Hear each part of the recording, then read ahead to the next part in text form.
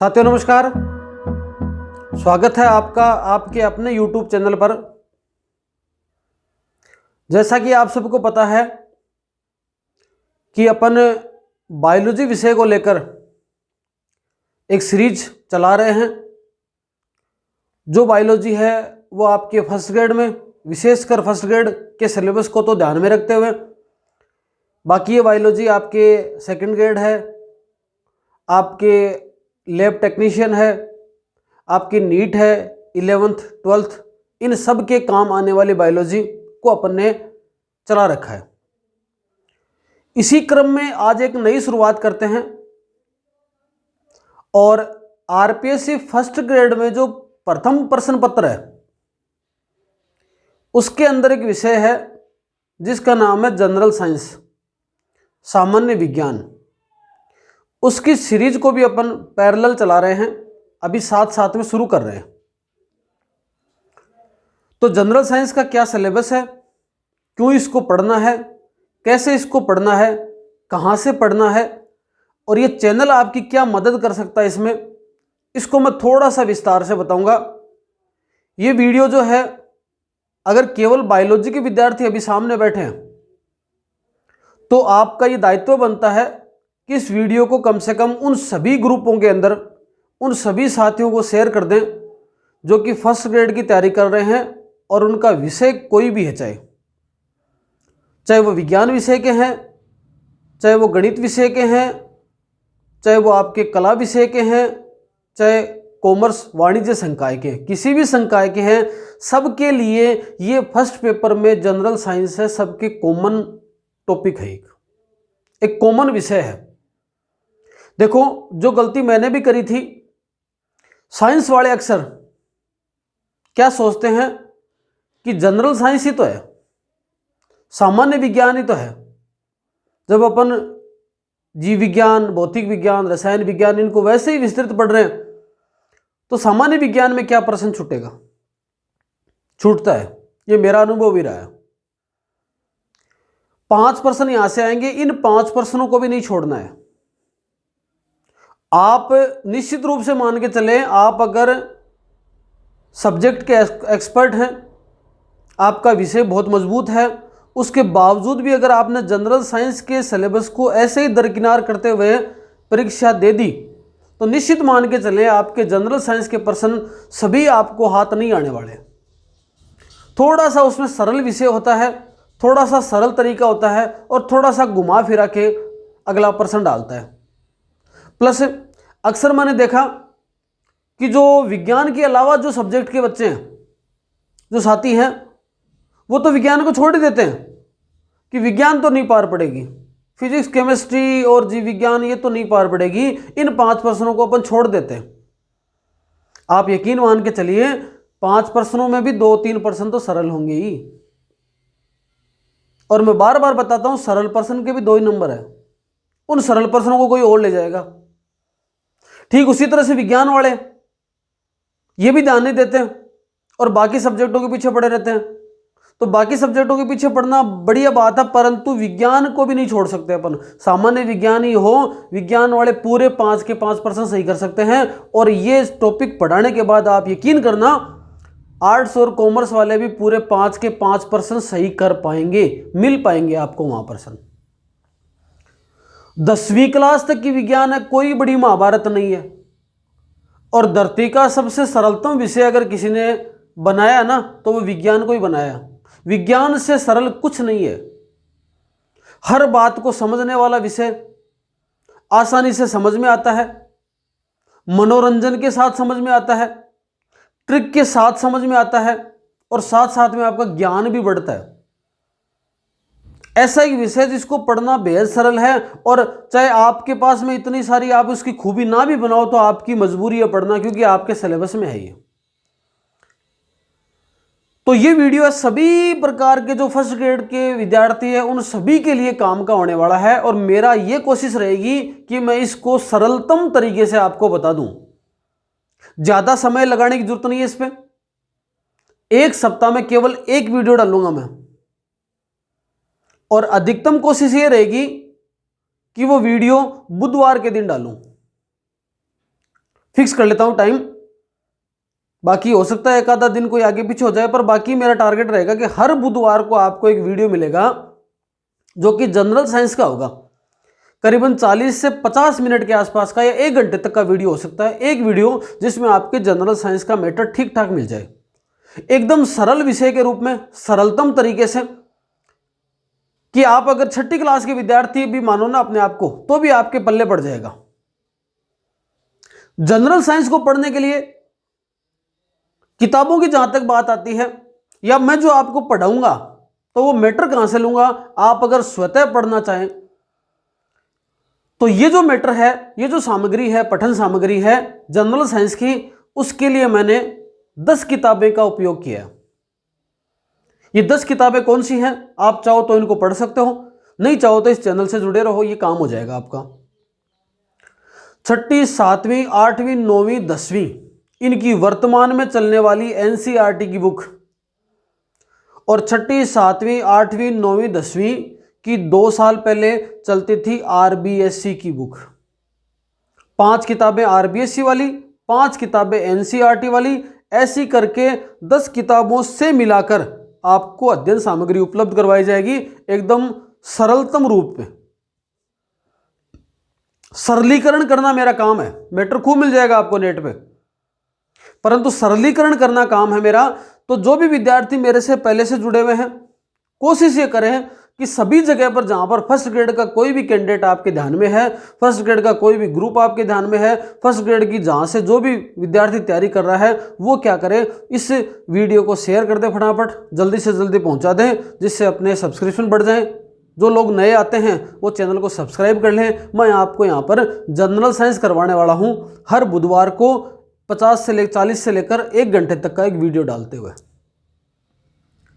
General science के जो syllabus है उसको समझते हैं थोड़ा सा। देखो, सामान्य विज्ञान है विज्ञान ही, परंतु सामान्य नाम क्या जोड़ दिया कि कम से कम इतनी जनरल जानकारी, इतनी सामान्य परिचय सबको हो। आपके सिलेबस में डाला है, इसका मतलब यकीन करके चलो कि आपको उतना तो आना ही चाहिए। क्यों छोड़े भाई, क्या 10वीं तक की विज्ञान नहीं पढ़ सकते अपन? अगर हमने एमए हिंदी में किया तो क्या हुआ, मैं बीए किया हुआ हूं और फिर मैंने एमए हिंदी में किया हुआ, तो क्या 10वीं तक की विज्ञान नहीं पढ़ सकते अपन? पढ़ के नहीं आए, पास तो हुए होंगे ना, 50% नंबर तो आए होंगे, ज्यादा भी नहीं आए तो। अरे 50% नंबर आएगा मतलब क्या हुआ कि आपने आधे % तो सही करे है ना, इतना इसको पढ़ लो, आधे सही हो जाए तो ठीक है, 5 में से 2.5%, 3% सही हो गए, बढ़िया बात है ना, मौज हो गई यहाँ तो सरल है, कोई हार्ड बात नहीं है। संस्कृत पढ़ के आए तो क्या हुआ, 10वीं तक नहीं पढ़ी विज्ञान, बिल्कुल पढ़ी है, बहुत सरल विषय है। सरलतम तरीके से आप एक वीडियो देखना, आपको लगे कि सर 1 घंटा खराब भी हो गया, हमारे तो नहीं पल्ले पड़ रहा, तो छोड़ देना। पर 1-1 घंटे एक वीडियो कम से कम देखते देखते थोड़ा थोड़ा ट्राई करना, हो सकता है आपके पास अच्छे नोट्स तैयार हो जाएं। नोट्स खुद बनाने हैं आपको, 1 घंटे की वीडियो के दौरान बन लिखाऊं, आप उसको साथ साथ लिखते जाएं, आपके जनरल साइंस के बढ़िया से बढ़िया बेहतरीन खुद के सेल्फ नोट्स तैयार हो जाएंगे। फिर मैं क्वेश्चन आंसर से थोड़ी प्रैक्टिस भी करवा दूंगा आपको, अधिकतम क्वेश्चन लेके आएंगे, कितने क्वेश्चन बन सकते हैं। सिलेबस को थोड़ा सा ऑब्जर्व करते हैं, सिलेबस को थोड़ा सा ओवरव्यू लेते हैं। देखो, विज्ञान का थोड़ा सा जनरल परिचय। विज्ञान की कई प्रकार की शाखाएं हैं, उन शाखाओं के अंदर मुख्य शाखाएं यहां पर दे रखी हैं। देखो, सबसे पहला रसायन विज्ञान, रसायनों का अध्ययन करने वाली विज्ञान, रस का अध्ययन करने वाली विज्ञान क्या कहलाती है? केमिस्ट्री कहलाती है, रसायन विज्ञान कहलाती है। अब कोई भी रस है वो किससे मिलके बना होगा? कोई भी रस मान लीजिए, किससे मिलके बना है? अणु होंगे, कोई परमाणु होगा, कोई कार्बन होगा, कोई न कोई उसके अंदर अलग अलग प्रकार के तत्व होंगे, वो कोई मिश्रण हो सकता है, उन मिश्रणों में किसी प्रकार की कोई अभिक्रियाएं होंगी।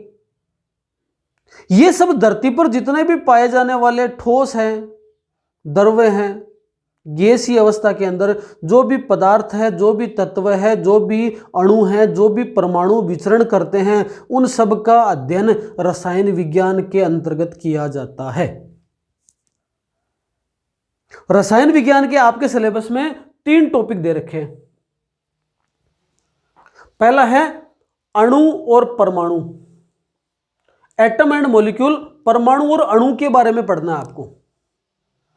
परमाणु क्या होता है, इलेक्ट्रॉन क्या होता है, प्रोटॉन क्या होता है, न्यूट्रॉन क्या होता है, परमाणु सिद्धांत किसने दिया था, परमाणु कैसे गमन करते हैं, इलेक्ट्रॉन प्रोटॉन न्यूट्रॉन की एक वास्तविक स्थिति कैसी होती है, कहां पर प्रोटॉन होता है, कहां पर न्यूट्रॉन होता है, कहां पर इलेक्ट्रॉन होता है, ये सब के बारे में। हाइड्रोजन एटम है, कार्बन एटम है, नाइट्रोजन एटम है, या बोले तो हाइड्रोजन परमाणु, नाइट्रोजन परमाणु, कार्बन परमाणु, इन सब के नाम आपने सुन रखे होंगे, समझ रखे होंगे। जब ये परमाणु मिल जाते हैं तो किसका फॉर्मेशन करते हैं, अणु का। क्या, अणु का। एटम मिलकर मॉलिक्यूल का फॉर्मेशन करते हैं। जल का मॉलिक्यूल है H2O, वाटर मॉलिक्यूल, जल का अणु। इसका मतलब जल के अणु के अंदर H2O हो गया। जल को क्या लिखेंगे, H2O। इसका मतलब 2 तो हाइड्रोजन एटम है और 1 ऑक्सीजन का एटम है। आई बात में, एक सूत्र लिखते हैं, मान लो HCl, हाइड्रोजन एटम है, क्लोराइड है। ऐसे करके ये जो क्या है, ये आपके हैं अणु। ऐसा लिख दिया मैंने, C6H12O6, ग्लूकोज का अणु, ग्लूकोज मॉलिक्यूल। 6 कार्बन हो गए भाई, हाइड्रोजन 12 जुड़े और ऑक्सीजन 6 जुड़े, किसी स्थान पर साथ में आ गए, उसको क्या बोल दिया, एक अणु बोल दिया। अणु की क्या संरचना होती है, अणु का क्या सिद्धांत है, अणु कैसे कार्य करता है, क्या उसकी अवस्थाएं होती हैं, उन सब को अपन पहले पॉइंट में पढ़ेंगे। परमाणु व अणु बहुत सरल टॉपिक है, सरल तरीके से समझ में आएगा आपके, भूलोगे नहीं जिंदगी में, ट्रिक से पढ़ेंगे सब कुछ। दूसरा देखो, रासायनिक अभिक्रिया एवं समीकरण। जितने भी रस हैं धरती पर, परमाणु हैं, अणु हैं, तो परमाणु है उसको स्वतंत्र अवस्था में रहने के बजाय अणु के अंदर परिवर्तित होना अच्छा लगता है। स्वतंत्र कितने दिन रहेगी कोई चीज, स्वतंत्र का अस्तित्व नहीं होता। तो क्या करती है, हर कोई चीज क्या करना चाहती है, किसी न किसी के साथ जुड़ना चाहती है। और जब ये रस, जब ये अणु परमाणु, जब इनमें किसी भी प्रकार की कोई अभिक्रियाएं होती हैं, उसको क्या बोलते हैं, रासायनिक अभिक्रिया। फिर इससे क्या बन जाती है, रासायनिक समीकरण। यहीं देख लो ना, ये जल है, ये हाइड्रोजन एटम है, फिर किसके साथ जुड़ा, O के साथ, ऑक्सीजन के साथ में, हाफ O2 के साथ में क्या मिल गया, ये जल। मतलब ये क्यों बना, ये बना इन 2 की अभिक्रियाओं से, इनकी रासायनिक अभिक्रियाओं से, उनके रिएक्शन से ये काम हुआ। पानी है नॉर्मल, चाहे आप आर्ट्स के विद्यार्थी हैं, चाहे कोई भी किसी भी सब्जेक्ट के विद्यार्थी हैं, अगर आपने पानी है, पानी के अंदर आपने नमक डाला, थोड़ी देर में वो नमक घुल गया, नमकीन पानी हो गया। ये पानी के अंदर चीनी डाली, मीठा पानी हुआ। कोई ना कोई रासायनिक अभिक्रिया हुई ना, कोई ना कोई रासायनिक अभिक्रिया तो पक्की होती है। तो इस प्रकार की अभिक्रियाओं को अपन किस में पढ़ते हैं, रासायनिक अभिक्रिया एवं समीकरण। उनकी अलग अलग प्रकार की समीकरण होती हैं। कुछ अभिक्रियाएं ऐसी होती हैं जो संयोजन को दर्शाती हैं। अब एक ये जुड़ा, ये आपस में जुड़ गए, ये संयोजन हो गया।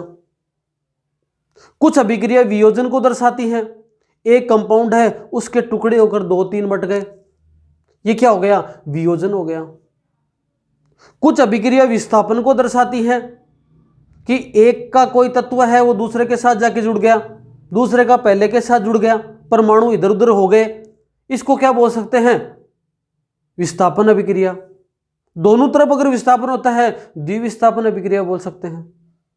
अपने शरीर में भोजन को पचाने के लिए ऑक्सीकरण अभिक्रिया होती है, अपचयन अभिक्रिया होती हैं, इनको रेडॉक्स अभिक्रियाएं बोलते हैं। तो रासायनिक अभिक्रियाओं के क्या प्रकार हैं, किस प्रकार से रासायनिक अभिक्रिया कार्य करती हैं, रासायनिक अभिक्रिया को कौन से कारक प्रभावित कर सकते हैं, ये सब इसके अंदर पढ़ेंगे। प्लस इतना पढ़ने के साथ साथ में कुछ अलग अलग प्रकार के आपके रसायन हैं, उनकी क्या कार्यशैली होती है।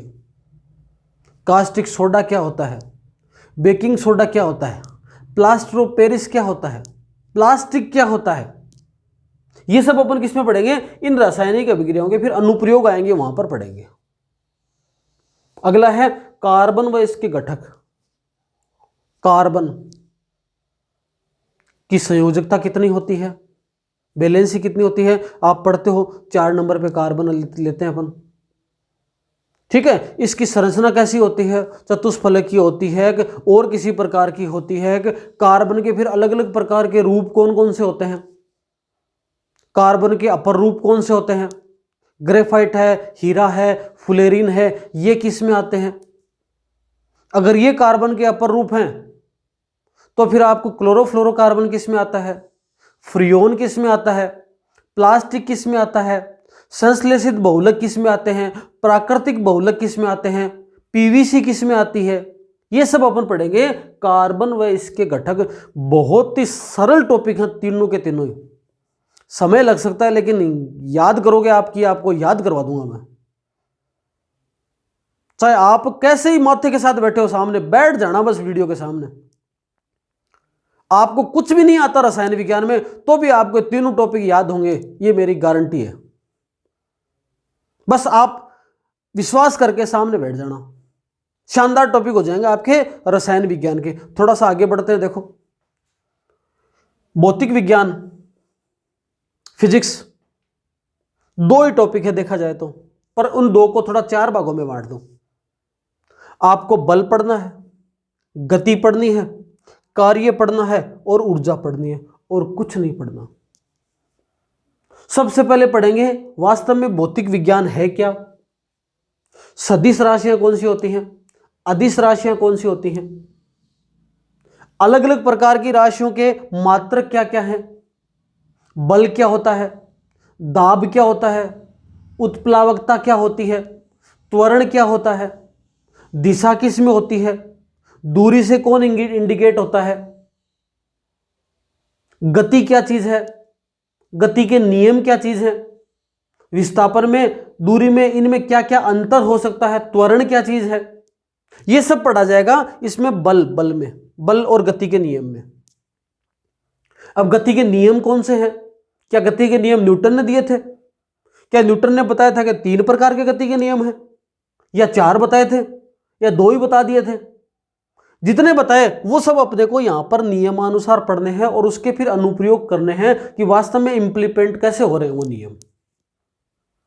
फिर कार्य क्या चीज है, क्या कार्य हमेशा होता ही है, कार्य का मान शून्य भी हो सकता है क्या, किसी काम को करने के लिए क्या पावर लगती है, क्या शक्ति लगती है, इनका कोई संबंध है क्या, ऊर्जा क्या होती है, क्या ऊर्जा हमेशा बढ़ती रहती है, ऊर्जा के संरक्षित होने का कोई नियम है क्या, ऊर्जा संरक्षण का नियम कैसे कार्य करता है, ये सब पढ़ेंगे कार्य, ऊर्जा, वर्क एंड एनर्जी के अंदर। सिंपल से 4 टॉपिक हैं। फिजिक्स कोई महाभारत नहीं है, कोई रॉकेट साइंस नहीं लग रही यहां पर, सरल सी चीजें हैं जो केवल 6वीं क्लास का विद्यार्थी भी सामने बैठा है तो उसके समझ में आएगी। आपने तो MA, MCOM और MSc कर रखी है। ये तनाव निकाल दे दिमाग से कि हमारे तो जनरल साइंस समझ में नहीं आती। क्यों नहीं आती भाई? आप फर्स्ट ग्रेड बनने जा रहे हो, आपको गवर्नमेंट लेक्चरर बना रही है, आपको 50,000 रुपये मंथली सैलरी दे रही है, आप 10वीं तक की विज्ञान नहीं पढ़ सकते? तो सिलेबस में दे रखी है, अपने को पढ़नी पड़ेगी, मजबूरी है अपनी। अब जब काम करना ही है ना तो मजबूरी में करना है तो आनंद के साथ करो ना। क्यों छोड़ रहे हो 5 नंबर, 5 का 10 नंबर, बस 10 नंबर क्यों छोड़ रहे हो? सरल है विषय और सरल करना मेरा काम है। मैं आपको सरलतम तरीके से बताऊंगा, छोड़ना क्यों? जनरल साइंस तो नहीं आती सर, जनरल साइंस छोड़ देते हैं, आर्ट्स वाले बोलते हैं क्यों भाई? छोड़ दोगे तो फिर कंपटीशन छूटेगा ना। 10 नंबर ऐसे थोड़ी होते हैं, 1-1, 2-2 नंबरों से मेरिट बनती है, पॉइंटों में बनती है। इसलिए छोड़ना कुछ नहीं है, सारी चीजें पढ़नी है। तीसरे नंबर पर जीव विज्ञान, ये तो खैर बेहतरीन है ही है, इसमें तो कोई दोहराई नहीं है, ये तो पढ़ रहे हैं अपन। जीवों के बारे में विज्ञान को पढ़ना है। जीव जंतु हो सकते हैं, जीव पादप हो सकते हैं, जीव सूक्ष्म जीव हो सकता है, जीव विषाणु हो सकते हैं, कोई भी और जो भी प्रकार के जीव धरती पर हैं उनके अंदर जीव कुछ नहीं भी हैं जिनको जीव बोल देते हैं, जिनको सजीव और निर्जीव के बीच की कड़ी बोलते हैं, वो क्या हो सकती है। प्लस उत्तक क्या हो सकते हैं। कोशिका का नाम तो सबने सुना है, अपने शरीर की संरचनात्मक और क्रियात्मक इकाई कोशिका है। जब कोशिकाएं मिल जाती है तो क्या बनाती है, उत्तक बनाती है। क्या ये उत्तक पादपों में भी होता है, जरूर होता है। तो पादप में जंतु में किस किस अलग अलग प्रकार के उत्तक हैं। फर्स्ट ग्रेड के जो सब्जेक्ट वाले पेपर के विद्यार्थी हैं बायोलॉजी वालों, उनके लिए उत्तक मैंने प्लांट और एनिमल दोनों पढ़ा रखे हैं। उतना विस्तृत अपने को नहीं पढ़ना, अपने को सरलतम तरीके से पढ़ना कि वास्तव में टिश्यू में कितना 10वीं लेवल तक के बच्चे को कितना याद होना चाहिए, उतना अपन टिश्यू पढ़ेंगे। नियंत्रण व समन्वय, कंट्रोल एंड कोऑर्डिनेशन, कैसे मैं आपको बातों को नियंत्रित कर पा रहा हूं। क्या कोई कि मैं लिख के लाया हूं क्या सारी बातें, मैं जो बोल रहा हूं क्या मैंने लिखी हुई है ना, या जो पढ़ाऊंगा वो लिखी हुई है। हो सकता है मैंने नोट्स बनाए हो सकता है मैंने समझा हो, लेकिन बहुत सारी बातें अपन अपनी बॉडी के याददाश्त वाले प्रक्रम के द्वारा अपने कोऑर्डिनेशन से यहां से ऐसे ये बोल रहा हूं ना, इसका मतलब ये मेरे शरीर का कोई कोऑर्डिनेशन है। मेरे मस्तिष्क ने आदेश किया कि ऐसे इस बात को समझाओ। मेरा समझाने का तरीका कैसा है, मेरा बोलने का तरीका कैसा है, मेरा बातचीत करने का तरीका कैसा है, ये सब कोऑर्डिनेशन है। मेरा चल कैसे रहा हूं, मेरे पैर के अंदर, जैसे पैर कई बार बोलते हैं ना, बैठे बैठे पैर सो गया तो फिर चला नहीं जाता। इसका मतलब आपका पैर टूट गया थोड़ी, कहीं से कट गया थोड़ी थोड़ी, कहीं से कुछ नहीं हुआ, उसके बाद साबुत पड़ा है पैर, पर चल नहीं पाते हो। नींद में सो रहे हो, अच्छी गहरी नींद आ रही है, सपने में सोच रहे हो, लेकिन वास्तव में थोड़ी चल रहे हो, वहीं पड़े हो। क्या कुछ प्रक्रियाएं चल रही हैं ब्रेन में, क्या कुछ प्रक्रियाएं चल रही हैं आपके शारीरिक अभिक्रियाओं में, शारीरिक जो संगठन बॉडी का बना रखा है उसके अंदर क्या क्रियाएं चल रही हैं आपके हाथ पैर के अंदर, इस प्रकार की क्रियाओं को पढ़ेंगे नियंत्रण एवं समन्वय, कंट्रोल एंड कोऑर्डिनेशन टॉपिक के अंतर्गत। एक शब्द आता है आनुवांशिकता। वंशागति और विविधता, दो शब्दों को याद रखना है यहां पर। मेंडल नाम के वैज्ञानिक को आपने बहुत सा सुना होगा पहले। मेंडल के दिमाग में ऐसा आया, भाई बाकी उस समय मेंडल से पहले भी तो समान जीवों से समान जीवी पैदा होते थे, पर मेंडल ने विचार किया यार नीम के पेड़ से जो बीज पड़ा उससे नीम का पेड़ ही कैसे लगा, उस बीज के अंदर ऐसी क्या खास बात है। आम के पेड़ का बीज पड़ा तो आम ही क्यों लगा। मानव में कोई बीज गया, शुक्राणु अंडाणु गए, तो उनमें मानव ही क्यों जन्मा। इसका मतलब उस जगह पर, उस बीज के अंदर, उस स्पर्म के अंदर, उस ओवम के अंदर कोई न कोई ऐसा कारक है जो लक्षणों को ले जाता है। और थोड़ा बहुत अंतर भी आ गया। एक दंपति के 3 बच्चे हैं और तीनों के अंदर बहुत सारा अंतर है, उनकी सोच में अंतर है, उनकी चाल चलन में अंतर है, उसकी हाइट लंबाई भौतिक रूप से बहुत सारा अंतर है। ये अंतर कहां से आया। इसको क्या कहा, आनुवांशिकता। और आनुवांशिकता के साथ में फिर एक उद्विकास जुड़ गया। धीरे धीरे सतत रूप से होने वाले विकास को उद्विकास कहते हैं, धीरे धीरे होने वाला विकास, ये भी धीरे धीरे है। जनरल साइंस के लिए इतनी दिमाग में लगाओ ही मत कि याद नहीं होगा। आप ऐसा समझ के चलिए, जब कोहरा बहुत घना हो और आपको घर से निकलना हो और ये सोच लें कि 5 किलोमीटर दूर तक तो दिख ही नहीं रहा, मैं जाऊंगा कैसे, तो आप नहीं जा सकते। लेकिन आप चलना शुरू कीजिए, आप 100 मीटर चलोगे, अगले 100 मीटर का दिख जाएगा, फिर अगले 100 मीटर चलोगे, उससे अगले का 100 मीटर का दिख जाएगा। जैसे जैसे चलोगे वैसे वैसे दिखता जाएगा और आप अंतोगत्वा 5 किलोमीटर पहुंच जाएंगे।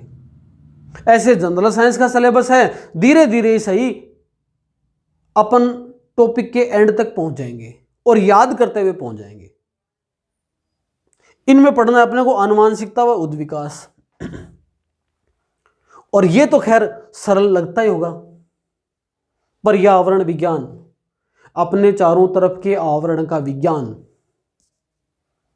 परि का मतलब परिक्रमा, अपने चारों तरफ आवरण जो है उसका विज्ञान। मैनेजमेंट ऑफ नेचुरल रिसोर्सेज, धरती पर जो भी प्राकृतिक संसाधन परमात्मा ने दिए हैं, प्रकृति ने जो अपने को संसाधन दिए हैं, कुछ चीजें ऐसी हैं जो प्रकृति निर्मित हैं और कुछ चीजें ऐसी हैं जो मानव निर्मित हैं, जीवों द्वारा निर्मित हैं।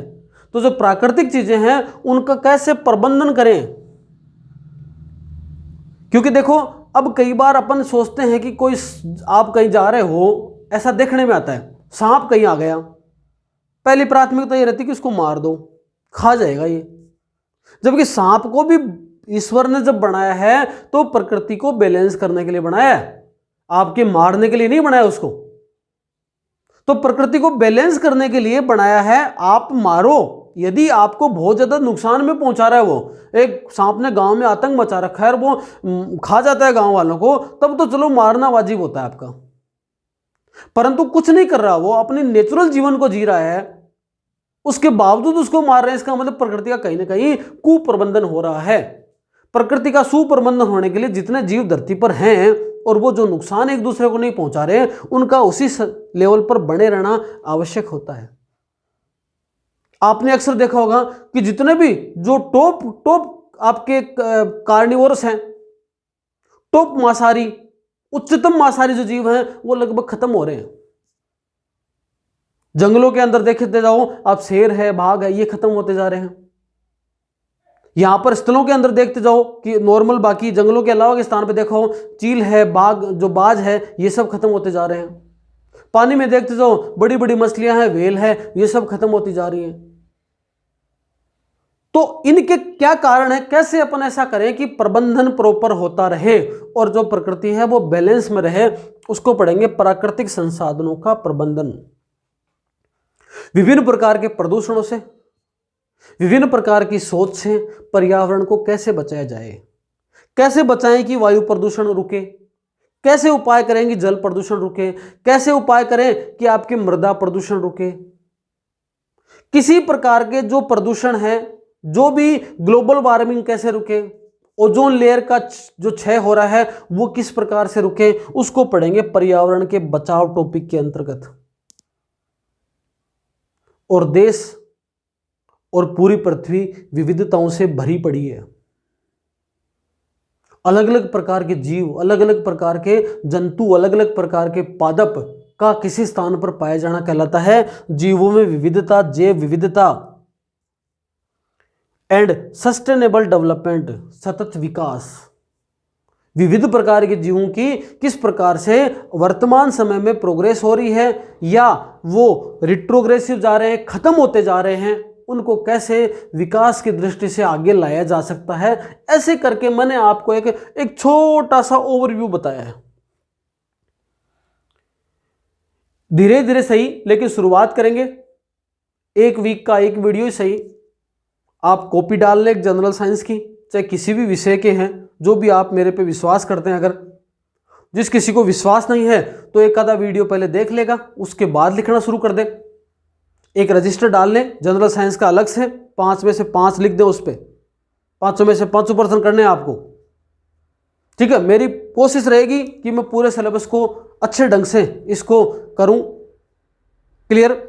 प्लस आपको फिर एग्जाम के समय जैसे ही वक्त आएगा उसके अकॉर्डिंग अपन टाइम टू टाइम इसमें बहुत सारे क्वेश्चन आंसर ले आएंगे, जिससे आपके प्रश्न उत्तरों के माध्यम से प्रैक्टिस हो जाएगी और ज़्यादा बर्डन नहीं लगता। वरना जनरल साइंस को छोड़ देते हैं बहुत सारे। ज्योग्राफी को अपन खूब डिटेल में पढ़ते हैं, उसके भी तो 5 ही प्रश्न आते हैं। पॉलिटिकल साइंस को खूब डिटेल में पढ़ते हैं, उसके भी तो 5 ही प्रश्न आते हैं। हिंदी इंग्लिश के भी तो 5-5 ही आते हैं। इसी तरह से जनरल साइंस के भी 5 ही हैं।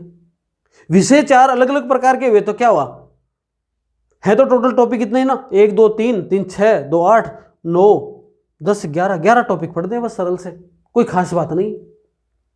अच्छे से पढ़ेंगे, सरलतम तरीके से पढ़ने की कोशिश करेंगे, चाहे थोड़ा सा समय लग जाए, ज़्यादा वीडियो बन जाए।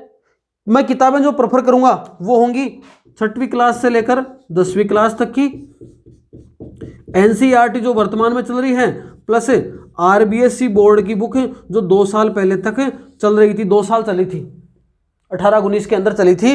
उन 2 को अपन प्रेफर करेंगे तो आपके 10 किताबें तो 5 किताबें तो ये हो जाएंगी और 5 किताबें हो जाएंगी। उन 10 किताबों से मिलकर मैं आपके सिलेबस को करवाने की कोशिश करूंगा। सारा मैटर आ जाएगा एकदम सरलतम तरीके से।